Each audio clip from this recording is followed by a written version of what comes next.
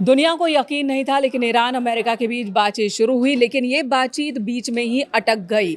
उधर कतर में फिर धमाका हो गया। मयंक हमारे सहयोगी इस वक्त हमारे साथ मौजूद हैं। क्या हो रहा है इस पूरे मसले पर, उनसे ही जानते हैं। मयंक, पहला सवाल तो यही है कि स्विट्जरलैंड में जो बातचीत हो रही थी, इससे पहले कतर में धमाका क्यों हो गया? देखिए, कतर में जो धमाका हुआ है, हम सीधा पॉइंट पे आना चाहेंगे। कतर में जो धमाका हुआ, ब्लास्ट हुआ है, ये पहली बात तो ये है कि इसको लेकर दो बातें बताई जा रही हैं। ऐसी आशंका जताई जा रही है कि एक तो ये हादसा है, जैसा कि बताया जा रहा है। कतर के कुछ अधिकारियों ने भी ये बयान दिया है कि ये हादसा है, लेकिन एक बड़ी आशंका ये जताई जा रही है कि क्या ये किसी तरह का हमला था या किसी तरह का कोई सैबोटाज था या यहाँ पर धमाका करवाया गया। देखिए, ये सब कुछ ऐसे हालात में हो रहा है, आपको दो बातें समझनी पड़ेगी। देखिए, कतर में जो धमाका हुआ, ये कहाँ पर होता है? दूसरा, स्विट्जरलैंड में बातचीत हो रही है, उसके बीच में होता है, और खास तौर पर रूस की ऑयल रिफाइनरीज जल रही हैं, उसके बीच में कतर में धमाका होता है। देखिए, कतर में जो ब्लास्ट हुआ, ये यहाँ की जो रास लफान इंडस्ट्रियल एरिया है, इसकी बरजान गैस सप्लाई प्लांट जो है, इसमें ये धमाका हुआ। ये कतर का सबसे बड़ा गैस सप्लाई प्लांट है, जिसमें ये धमाका होता है। बरजान, पानी की सप्लाई भी, रास लफान, देखिए यहाँ से वाटर सप्लाई भी होती है, जो आप कह रही हैं, यहाँ से वाटर सप्लाई भी होती है कई इलाके में, उसको प्यूरिफाई किया जाता है। गैस सप्लाई होती है, ऑयल सप्लाई भी इसके आसपास से होती है।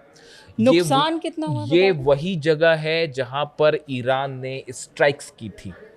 जब ये जंग चल रही थी, 40 दिन ये जो जंग चली सीज फायर के पहले, उस पर ईरान ने जब स्ट्राइक्स की थी, तो वो रास लफान इंडस्ट्रियल एरिया को सीधा हिट किया गया था मिसाइल से। देखिए, ये जो धमाका हुआ, इसमें बड़ा नुकसान हुआ है। 44 वहां के कर्मचारी, देखिए, जो धमाका हुआ, इसमें बड़ा नुकसान हुआ है। 54 एम्प्लॉयज जो वहां काम कर रहे थे, वो इंजर्ड हुए हैं, और 18 लोग लापता हैं। आप समझ रहे हैं, ये इतना बड़ा लार्ज स्केल पर ये ब्लास्ट था और अचानक से ही हुआ। देखिए, वहाँ जो कतर की तरफ से जो बयान सामने आए हैं, उसमें कहा जा रहा है कि इस पूरे प्लांट को रिस्टार्ट करने की कोशिश हो रही थी, जो कि ईरान के हमलों के बाद बंद कर दिया गया था। उसको रिस्टार्ट करने की कोशिश हो रही थी, इस दौरान जो है वो इसमें धमाका होता है। इस गैस जो प्लांट है, इसका इस्तेमाल देश को सप्लाई करने वाली बिजली में होता है। रेगिस्तान में पानी जो है उसको प्यूरिफिकेशन और उसकी सप्लाई में होता है। इसके अलावा जो ऑयल और गैस फैसिलिटी तो वो है ही। तो अब ये कहा जा रहा है कि इसको रिस्टार्ट करने के दौरान ये धमाका हुआ, लेकिन बड़े सारे एक्सपर्ट इसको लेकर सवाल भी खड़े कर रहे हैं। तो क्या मुमकिन है कि ईरान की ओर से अटैक किया गया हो? देखिए, ये बात, इस बारे में तो अभी कुछ नहीं कहा जा सकता। ईरान ने ऐसा कुछ नहीं कहा है कि हमने ये हमला किया है या नहीं किया है, लेकिन देखिए, अभी मिडिल ईस्ट में बड़ी सारी चीजें ऐसी हो रही हैं जिसमें कौन क्या कर रहा है आप कुछ अंदाजा नहीं लगा सकते। तो एक बड़ी गौर करने वाली बात यह है कि ये ब्लास्ट ऐसे समय पे होता है जब रूस की, रशिया की पिछले, आप अगर बात करें 4 से 5 दिन की, 80 ऑयल रिफाइनरीज पर टारगेट किया है यूक्रेन ने। या तो ड्रोन अटैक्स हुए हैं या मिसाइल अटैक्स हुए हैं। रूस की क्रीमिया से लेकर मॉस्को के आसपास भी जितनी ऑयल रिफाइनरीज हैं, उनको सीधा टारगेट किया जा रहा है। क्रीमिया में तो ये हाल है कि 4 लोगों की मौत हो गई है, और जो सबसे बड़ी क्रीमिया की ऑयल रिफाइनरी है, उसको सीधा हिट कर दिया गया है, और ऑयल सप्लाई बुरी तरह से बाधित हुआ है रूस में। और ये सब कुछ कब हो रहा है? जब ईरान के साथ बातचीत आगे बढ़ती जा रही है। यानी एक तरफ हॉर्मुज खुलने की चर्चाएं हैं कि हॉर्मुज धीरे से खुले, और दूसरी तरफ रूस में जंग तेज हो जाती है और रूस की ऑयल रिफाइनरीज को निशाना बनाया जाता है। देखिए, हम इसमें कुछ कहना नहीं चाह रहे, इसको बस आप हर चीजें कोरिलेट करके देखनी पड़ती हैं। एक बड़ा फोकस शिफ्ट है जो दिखाई दे रहा है कि रूस की ऑयल रिफाइनरीज पे जो हमले हो रहे हैं, ये कोई कोइंसिडेंस नहीं है। ये यूक्रेन को बोला गया है हिट करिए। G7 समिट होती है, अगले दिन से रूस की ऑयल रिफाइनरीज पर हमले शुरू हो जाते हैं।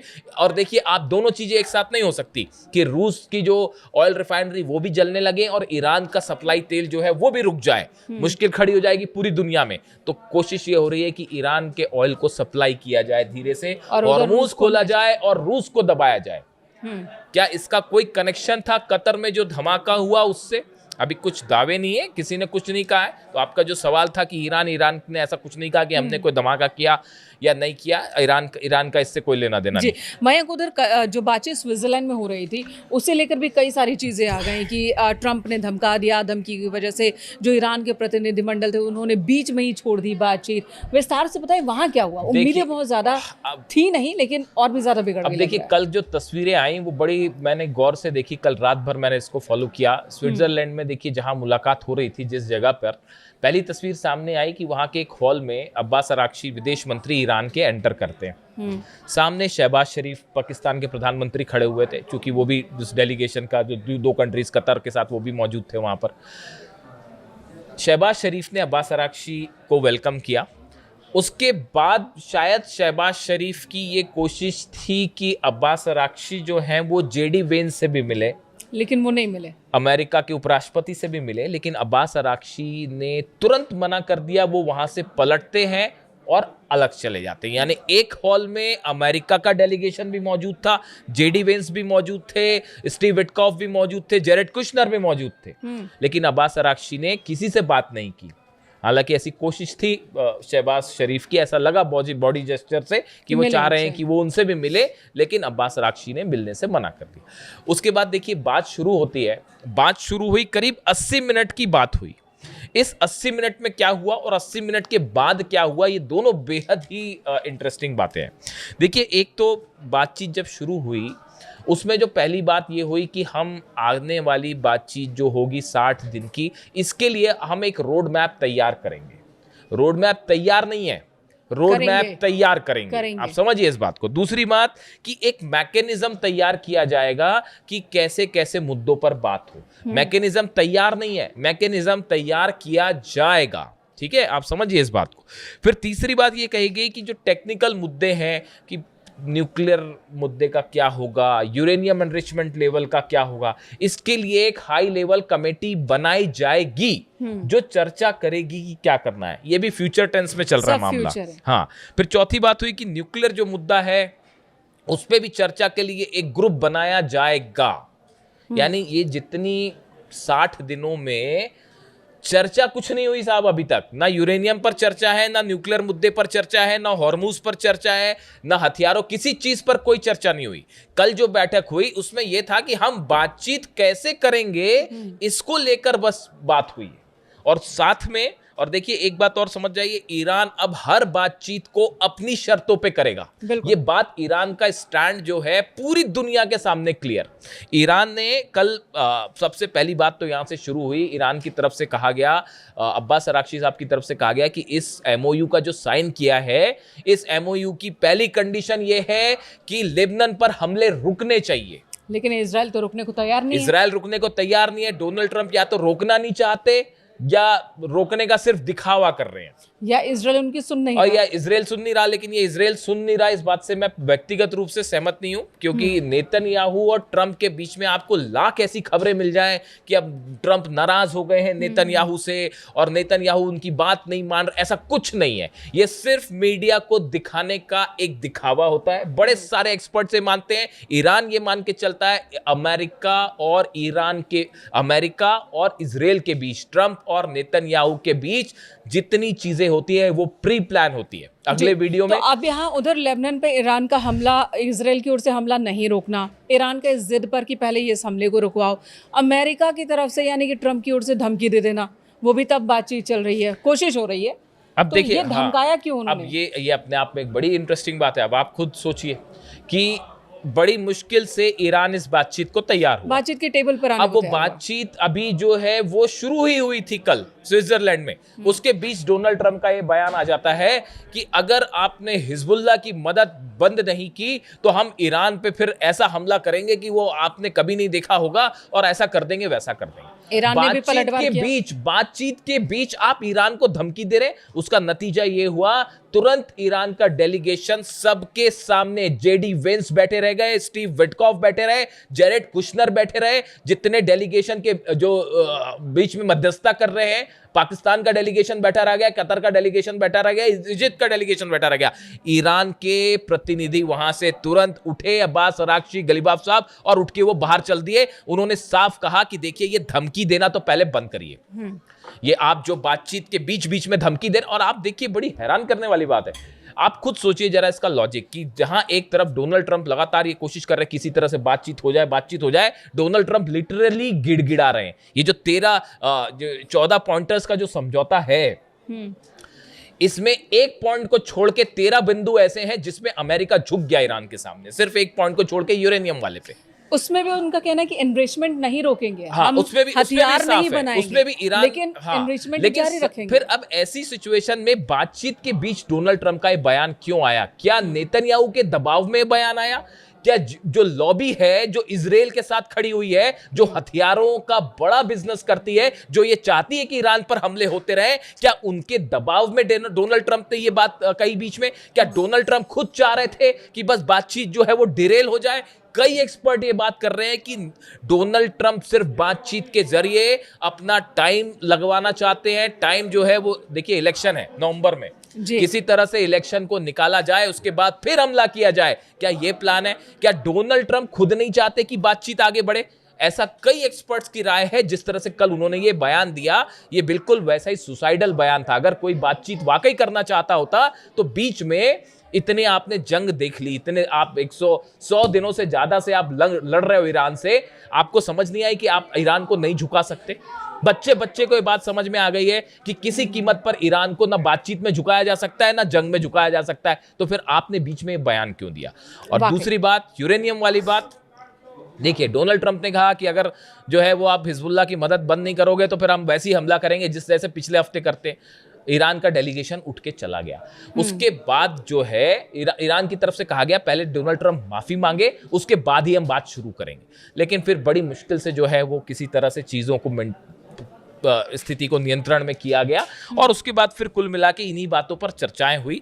ये बहुत ही सुपरफिशियल लेवल की बात थी जो ऐसे बिना मन के बातचीत, जो टॉक्स के एक्सपर्ट्स हैं वो बता रहे हैं कि ये पहले दौर की बातचीत एकदम फेल रही। भले पाकिस्तान की तरफ से बयान आ रहा है या कतर या इजिप्ट की तरफ से बयान आया कि बहुत अच्छा कुछ हुआ है, ऐसा कुछ भी नहीं हुआ। ये सब फ्यूचर टेंस की बातें हैं कि रोड मैप बनेगा, मैकेनिज्म बनेगा, एक कमेटी बनेगी।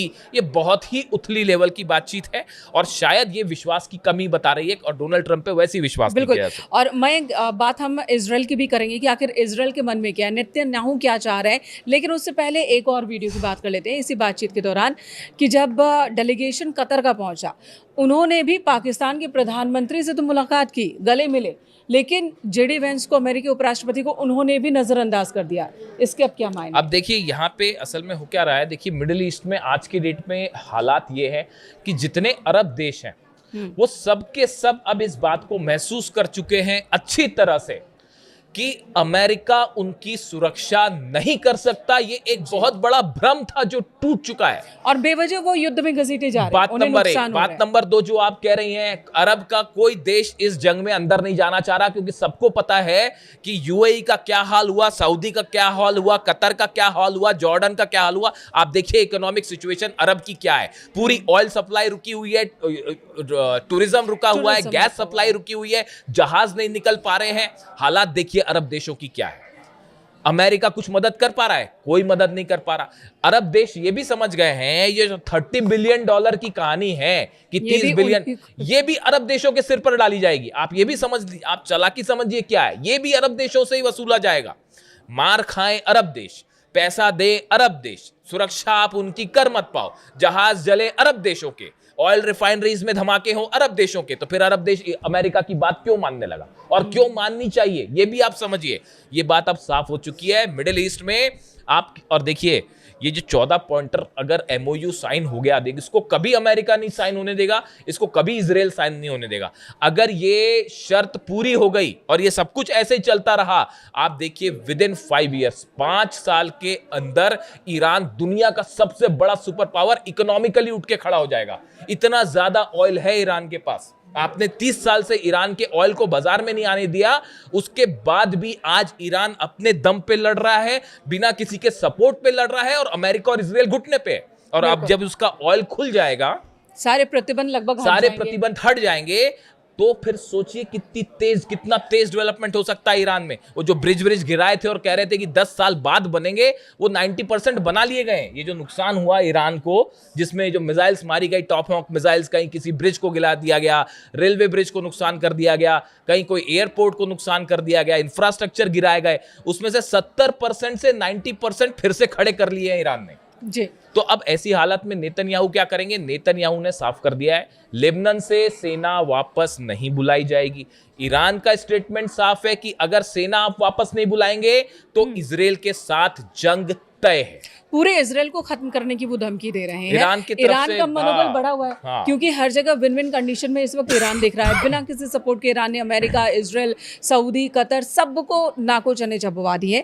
और अब जब बातचीत भी वो अपनी शर्तों पर ही कर रहा है या फिर नहीं कर रहा है, तो ऐसे में क्या इजराइल इस बार गलत रास्ते पर हो गया? देखिए, इजराइल नेतन्याहू का एजेंडा साफ है। लेबनान का जो बफर जोन है वो जमीन पे कब्जा कर लो, सीरिया में जो जमीन कंट्रोल पे है उसमें कब्जा कर लो, गजा में जो जमीन पे कब्जा कर रखा है उसको कब्जा कर लो। ये बफर जोन किसी सूरत में नेतन्याहू वापस नहीं लेंगे, हटेंगे नहीं वहां से। और ईरान इस बात के लिए अड़ा हुआ है कि पीछे हम हटा के। इस समय हालात ये हैं कि भले बातचीत चल रही हो, लेकिन ईरान की सेना और इजराइल दोनों की सेनाएं एकदम फ्लैश पॉइंट पर तैयार बैठी है। ईरान के सुप्रीम लीडर की तरफ से साफ कह दिया गया है कि अगर शर्तों का पालन नहीं होगा, वो टाइम चला गया कि जब दिखावा कुछ हो रहा था और हो कुछ रहा था। अगर शर्तों का पालन नहीं हुआ तो इस डील को तोड़ के ईरान की सेना जवाब देगी। ये ईरान का स्टैंड है। नेतन्याहू अपनी बात पर अड़े हुए हैं, डोनाल्ड ट्रंप की धमकियां जारी हैं और डील जो है वो पूरी तरह से फिलहाल एक कागजी समझौते के अलावा और कुछ नहीं दिखाई दे रहा। बस ये हकीकत है। तो आखिर में बस एक ही सवाल कि क्या हम अब भी एक युद्ध के मुहाने पर हैं? ये युद्ध खत्म हुआ नहीं है। अमेरिका ने इस युद्ध को अपनी सुविधा के मुताबिक सीज फायर किया है अमेरिका ने, और जल्द ही, देखिए जल्द ही, बड़े सारे एक्सपर्ट से बात कर रहे हैं, अमेरिका में चुनाव खत्म होगा, उसके बाद एक बार फिर हालात बदलेंगे। अभी फोकस इस बात पे है कि रूस को कैसे दबाया जाए। फोकस चेंज है। आप देखिए इस बात को, आपको रिलेट करके देख लीजिए। रूस पर जो हमले हो रहे हैं, अचानक से जो हमले बढ़ गए, वो इसी पे है कि किसी तरह से हॉर्मुज खुलवाया जाए और उधर हमले बढ़ाए जाएं। यानी जंग होनी तय है। बड़े एक्सपर्ट सारे यही मान के चल रहे हैं कि ये जंग को टाला नहीं जा सकता, बस कुछ ही वक्त की बात है। धन्यवाद आपका मयंक, इस वक्त जो अपडेट होगा आप तक पहुंचाएंगे। Thank you so much.